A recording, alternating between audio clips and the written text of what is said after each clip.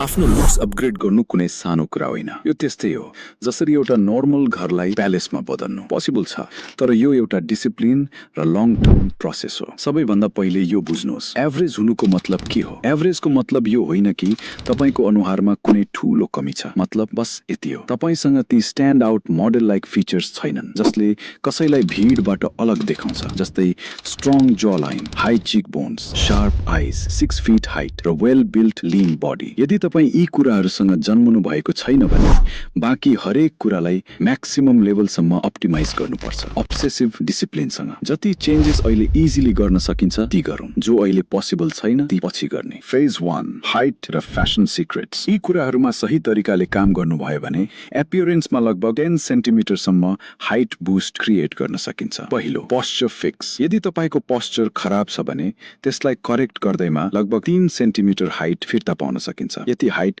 तपाई पहिले नै गुमाउँदै हुनुहुन्छ, त्यसैले सिधा उभिनुहोस्, सिधा हिँड्नुहोस्। दोस्रो, footwear strategy. Height increasing sole use गर्नुहोस्, यसमा डराउनु पर्दैन। बुट्स वा यस्ता शूज पहिर्नुहोस् जसमा अलरेडी 3 सेन्टिमिटर्स हिल बिल्ट इन हुन्छ, यसमा कुनै लाज छैन, यो सिर्फ स्मार्ट स्टाइलिङ हो। तेस्रो, हेयर एज अ टुल। कपाललाई एउटा हाइट इन्क्रिजिङ टुलको रूपमा युज गर्नुहोस्। हाई भोल्युम हेयर स्टाइलले हाइटमा लगभग 2 सेन्टिमिटर्सको इल्युजन एड गर्छ, तपाई अलि अग्लो देखिनुहुन्छ। चौथो, फिट। कपालहरू सधैँ टेपर्ड पहिर्नुहोस्, न धेरै ब्यागी न धेरै स्किनी, बस यस्तो रेगुलर फिट जो तपाईको बडी शेप अनुसार मिलोस्। पाँचौं, vertical illusion. Vertical stripe shirts पहिर्दा बडी लामो देखिन्छ र एउटा नेचुरल हाइट इल्युजन क्रिएट हुन्छ। छैटौं, ओभरअल स्टाइलिङ। वाइड लेग वा रेगुलर फिट ब्यागी प्यान्ट्स पहिर्नुहोस् र प्लेन वा स्ट्राइप शर्टसँग पेयर गर्नुहोस्। स्लिभ्स अलि रोल गर्नुहोस् र टप बटन्स ओपन राख्नुहोस्, यसले लुक अलि क्लीन, रिल्याक्स्ड र नेचुरली एट्र्याक्टिभ लाग्छ। Phase 2, aesthetic details. फ्रेम सही भएपछि, हाइट, पोस्चर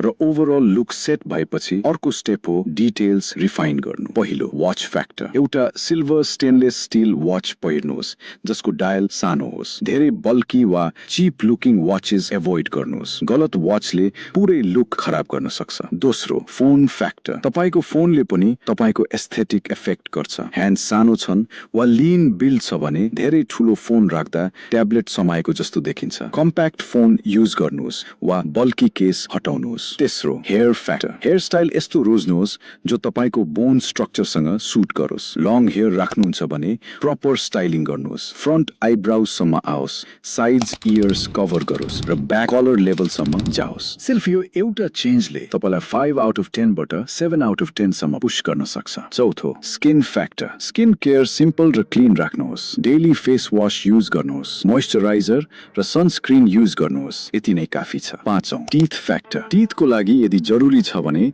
व्हाइटनिङ गर्न सकिन्छ, तर बेकिङ सोडा वा लेमन जुस युज नगर्नुहोस्। यिनले टेम्परेरी व्हाइटनिङ दिन्छन् तर लङ टर्ममा टीथ ड्यामेज गर्छन्। फेज 3, बडी फ्रेम बिल्ड गर्नुहोस्। तपाईको बडी फ्रेम नै तपाईको फेसको फाउन्डेसन हो। अनुहार जति राम्रो भए पनि बडी वीक छ भने ओभरअल लुक त्यति स्ट्रङ लाग्दैन, त्यसैले यो पार्ट नन नेगोशिएबल हो। पहिलो, बडी फ्याट कम गर्नुहोस्। सबैभन्दा पहिले बडी फ्याट कम गर्नुहोस्, जति पोसिबल छ बडी फ्याटलाई लो लेभलमा ल्याउनुहोस्। बडी लीन भएपछि अनुहार आफै बढी डिफाइन्ड र शार्प देखिन्छ। दोस्रो, सही मसल ग्रुप्समा फोकस गर्नुहोस्। भी टेपर्ड एथलेटिक फिजिक बिल्ड गर्नुहोस् र खास गरी यी मसल ग्रुप्समा फोकस गर्नुहोस्, शोल्डर्स, नेक, ब्याक, ट्र्याप्स। यी मसल्स मिलेर तपाईको अनुहारलाई फ्रेम गर्छन् र ओभरअल लुकलाई बढी म्यास्कुलिन बनाउँछन्। यी सबै कुराहरू कुनै सर्टकटबाट हुँदैनन्, टाइम लाग्छ र यो सब आउँछ डिसिप्लिन र डिटेल्समा अटेन्सन दिनाले। भिडियो हेल्पफुल लाग्यो भने लाइक गर्नुहोस्। यस्तै सेल्फ इम्प्रुभमेन्ट टिप्सको लागि स्क्रिनमा देखिएको भिडियोमा क्लिक गर्नुहोस्, त्यहाँ 36 ग्लो अप टिप्स राम्रोसँग एक्सप्लेन गरेको छु। भेटौँला अर्को भिडियोमा। धन्यवाद।